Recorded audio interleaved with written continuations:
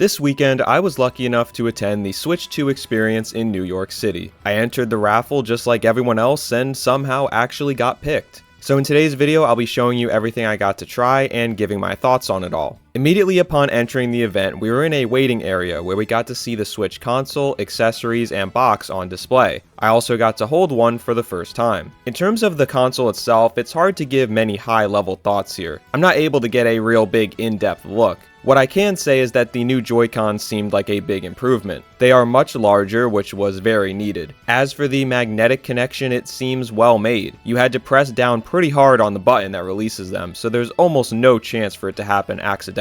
I'm still a little worried about how these will perform over long periods of time, but so far so good. The last time I got to actually hold the system itself was for one round of Mario Kart, and again, I can't say I learned too much, but it felt good. Definitely less flimsy than Switch 1, which always felt to me like it could snap in half at any moment. Also, the screen looked much better than I expected. I was worried about the return to LCD, but honestly, it didn't feel like a downgrade whatsoever. And if you were still rocking the OG Switch and never upgraded to the OLED, this is going to be a massive improvement. That's about all I can say for the console itself. What I can give a much deeper opinion on are the various games I played, and we have a lot to cover. At the beginning of the event, you are greeted by the Mario Kart World stations. We got to play 3 different matches. It was supposed to only be 2, but the kind lady working our station gave us an extra round. Please don't tell Nintendo, I am scared for her safety. It's such a short amount of time to make a definitive judgment on the game, including some less than preferred settings such as smart steering being on by default. It's especially tough because there's so much new in this entry, and trying to take it all in with just 3 matches seemed impossible. And so I think that's my biggest takeaway.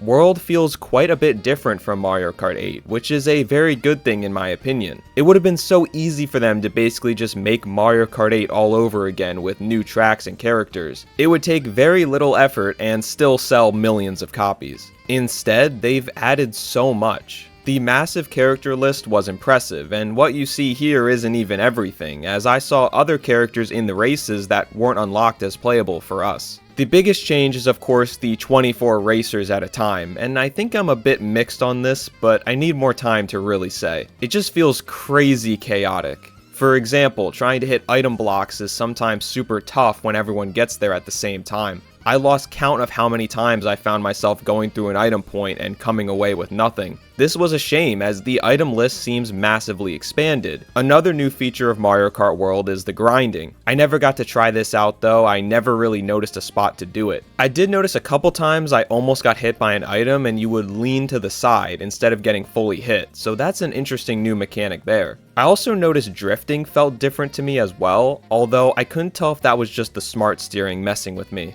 Eventually we got to try the Battle Royale mode where you must get above a certain place to keep racing. As you'll see, I didn't get to play for very long unfortunately. The classic Mario Kart moment happened and I went from a high place to dead last. When I missed an item here, I knew it was over. And yes, as embarrassed as I am to say, I placed 24th out of 24 and was out for the race. I did get to watch other people play this out though, including the guy next to me almost getting first. I love the way the tracks flow into each other and you just keep racing. I can easily see myself sinking hundreds of hours into just this mode alone. Last thing I'll mention about Mario Kart is we didn't get to try out free roam at all, so I can't say anything there. But I am very interested to see how it works and what secrets you can find. With all of this in mind, I do wonder if the initial reception to this game may be mixed as people adjust to the changes after playing Mario Kart 8 for a decade straight. And while that adjustment may be difficult at first, I think it will be worth it in the long run. A game just like Mario Kart 8 may feel comforting in the moment, but it would get stale so quickly. By trying something new, Nintendo is setting World up for much better long-term success. I'll be interested to see how people react to it when it officially releases. After this Mario Kart session, we walk into the main showroom. They give you about 2.5 hours and a postcard that they mark every time you play a game. You have 6 marks before you would presumably be unable to play any more games. The 2-hour time slot was very generous. It gave me plenty of time to try everything I wanted to. And several games I played did not even count as a mark, you got them as a freebie. So I didn't feel like I was quickly running out of slots to play either. When first walking into the room, it was honestly very overwhelming. I wanted to play it all, but had no idea where to start.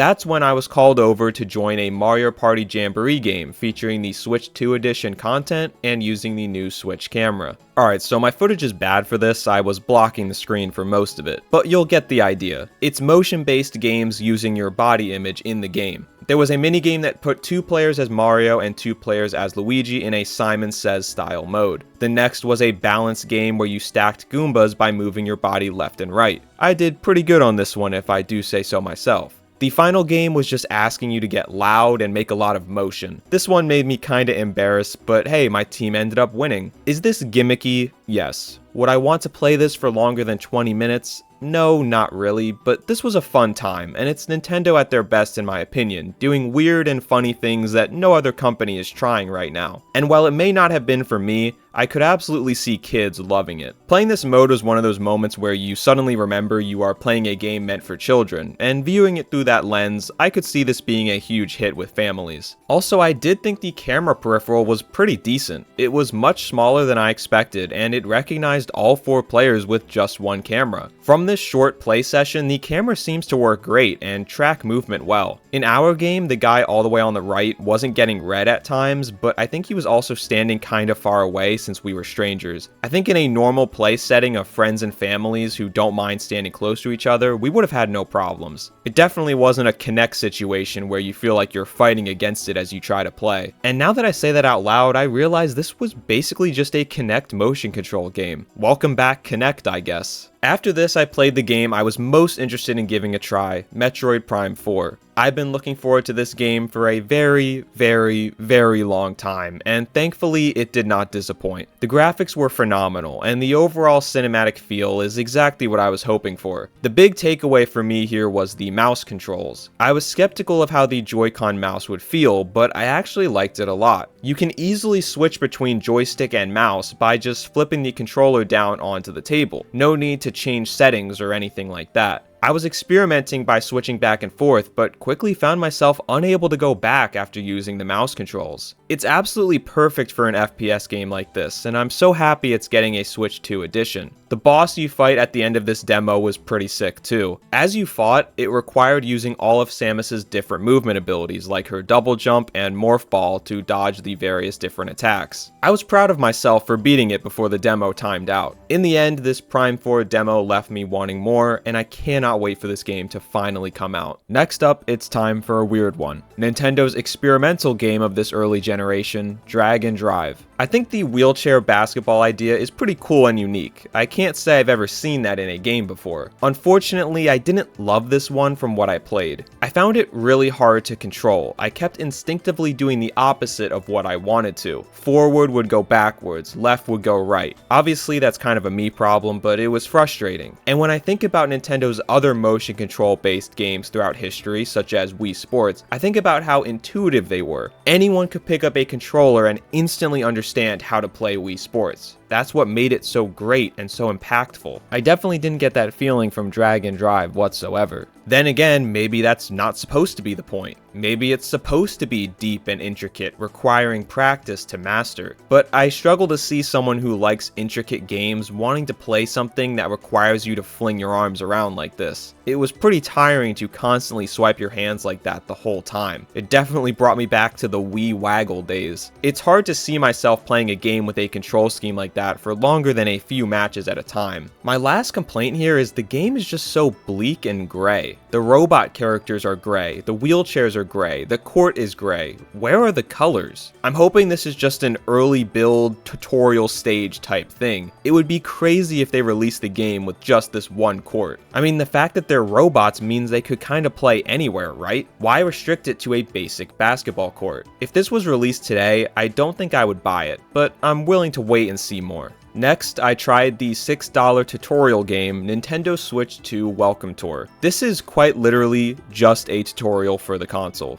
At one point, it began explaining to me what the L button is. There were some fun mini games in here, like this avoid the spike ball game using the mouse. This was pretty addictive to try and go for the high score, and I could see myself playing it for a couple minutes here and there, kind of like a mobile phone game. But other mini games were pretty dumb, like the guess the FPS game, where the basketball lags across the screen and then you say, yep, that was 20 FPS. The other mini games I played centered around the HD rumble, which I still think is a really cool feature, but I have yet to see it implemented in any meaningful way aside from the tech demo style games like this. Honestly, about halfway through this demo, I was thinking, I wish I was spending my time here playing something else. I could see this as a fun experience to play for like an hour or two on launch day, and whether that's worth $6 is up for you to decide. I don't think they will, but I would really like to see Nintendo make it a free, pre-installed game instead. It just makes way more sense that way. So as you can tell, I wanted to use most of my time to play the new Nintendo stuff. But the one third-party game they had that I was interested in trying was Cyberpunk 2077. It was hidden back here in the mature content corner with the screens turned away so no children could be scarred. I absolutely love Cyberpunk. I think it is genuinely one of the best games of the last several years, so I was pretty intrigued to see how it was on Switch 2. When the demo first started in this city area, it dropped to about 10 FPS and I thought, oh my god, this is going to be terrible. But later on, it smoothed out and held up well, even during some intense combat. And graphically, it was not bad at all. Now, I'm sure if you showed me this directly next to the PC or PS5 version, the flaws would immediately show. But playing it on its own looked just fine to me. In fact, it looked a whole lot better than I ever would have expected it to. As I was playing, a pretty cool moment happened when someone asked if he could photobomb my video. I said sure, and after doing so, he shook my hand and let me know he was a member of CD Projekt Red. I can't remember his name sadly, but I know he said he was on the media team. We talked for a bit and he told me some cool info about the Switch 2 version of the game. He told me Cyberpunk would be utilizing all forms of control, including motion controls and the mouse function. They had us hooked up with a Pro controller, so I didn't get to try this, but I'm sure the mouse function specifically is great, just like Metroid. He also told me you can transfer your save from other platforms, which I definitely did not expect. I would assume all of this is already public knowledge, but I hadn't heard it before, so I figured I would share.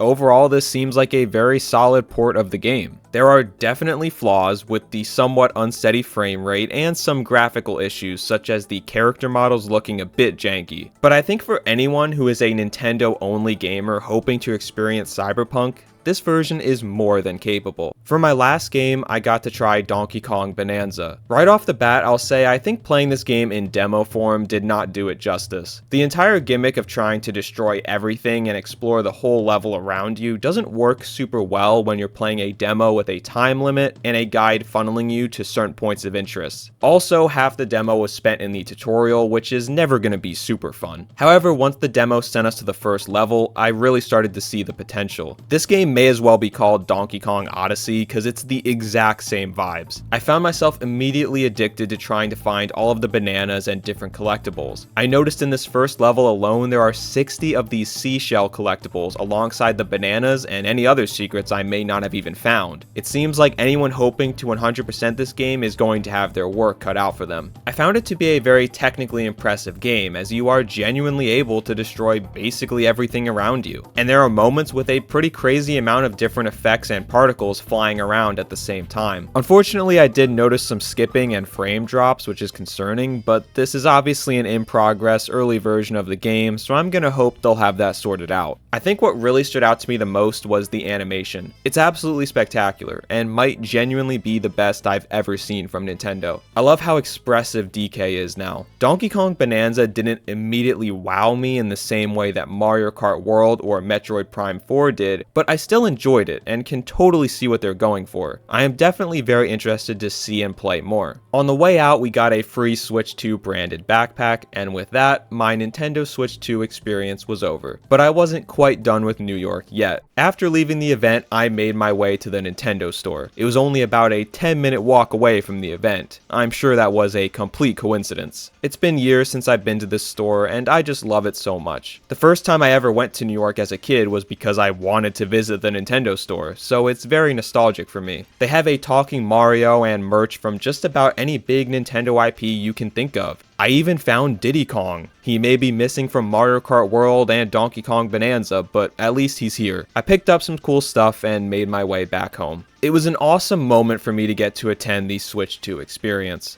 I took this opportunity seriously and tried to get the best footage I could, even though I was working as a one-man show. I truly hope I was able to provide a nice overview for anyone watching who was unable to attend. As I wrap up, I wanted to say I give Nintendo a lot of credit. It was an incredibly well-run event. The staff was so kind and helpful, not only allowing me to film, but even helping me film. A few of them were checking my angles to make sure it was good, and my guide for Donkey Kong even caught the fact that I had forgotten to hit record and saved the day. Overall, the vibes of the event were just exceptional. You could feel the joy of everyone there, happy to experience these games and the new system. It was so fun seeing what everyone was playing and their different reactions. It felt nice to get away from the internet negativity and be around people who were just excited to see new Nintendo games. I'm not saying the online complaints aren't valid, many of them certainly are, but I can't lie, this was a nice change of pace. I came away from the event feeling even more excited than I already was about Switch 2 and its lineup of games, and I hope this video leaves you feeling the same way. Thanks for watching.